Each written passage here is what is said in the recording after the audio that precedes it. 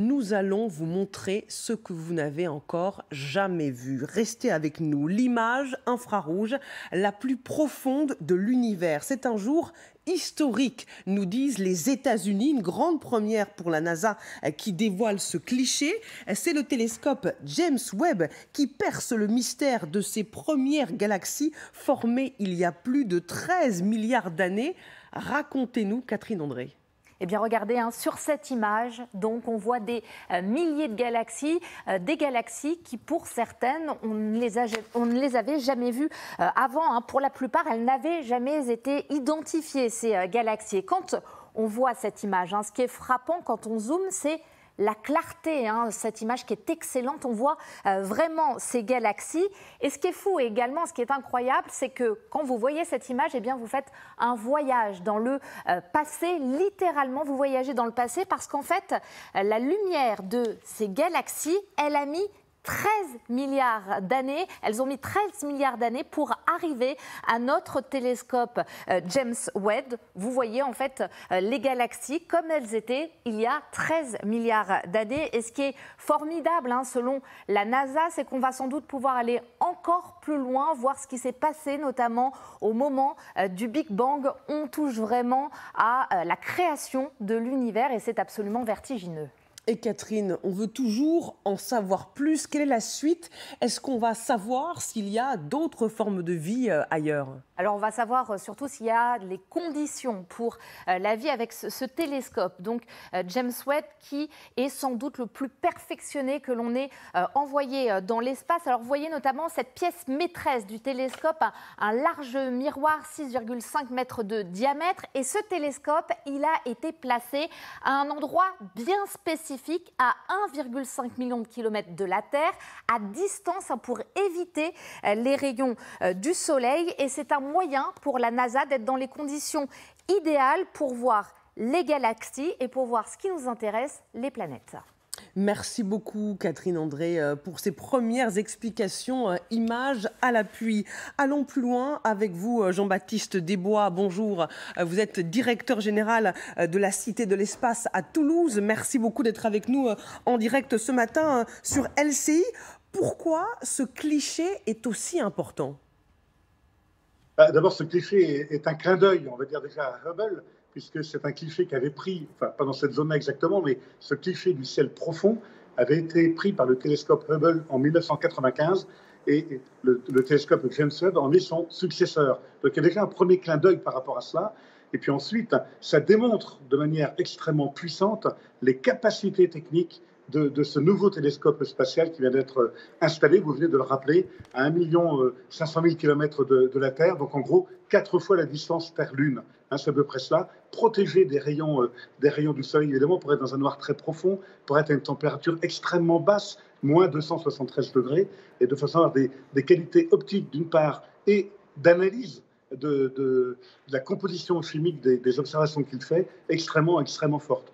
Donc c'est très bluffant. On voit vraiment presque non pas les débuts de l'univers, mais on remonte très loin dans l'univers. Parce que plus on va chercher loin, de manière puissante, avec des grands miroirs, plus on va remonter également le temps.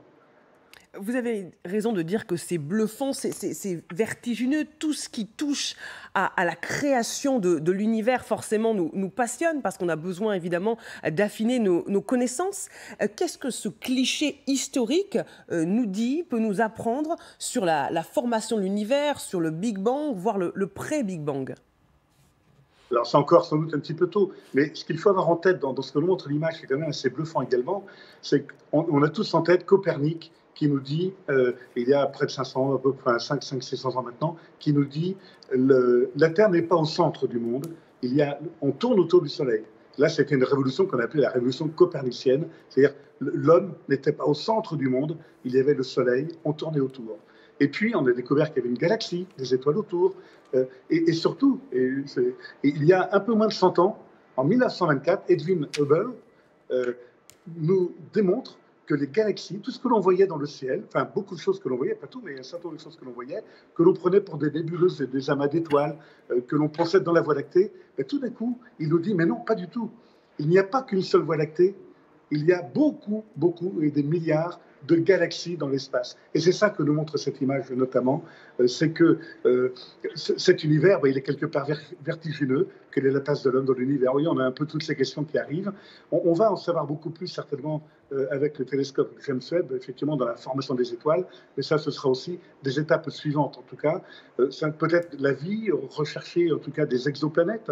On attend une image cet après-midi à la Cité de l'Espace. Vous voyez, derrière moi, nous avons aménagé spécialement une zone autour du James Webb. On va suivre le dévoilement des 4 autres images du James Webb cet après-midi. L'une d'entre elles, c'est une exoplanète qui va être dévoilée par le James Webb. L'exoplanète, c'est quoi? C'est une planète qui tourne autour d'un soleil, comme la Terre.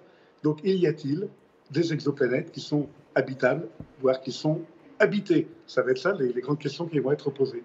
Et c'est exactement ce que dit la NASA, pour rebondir sur vos propos, Jean-Baptiste Desbois. Écoutons la NASA et ensuite je vous fais réagir après. Il y a autre chose que vous allez découvrir avec ce télescope. Il sera si précis que vous pourrez voir si les planètes, en raison de la composition chimique de leur atmosphère que nous pouvons déterminer avec ce télescope, sont habitables ou non.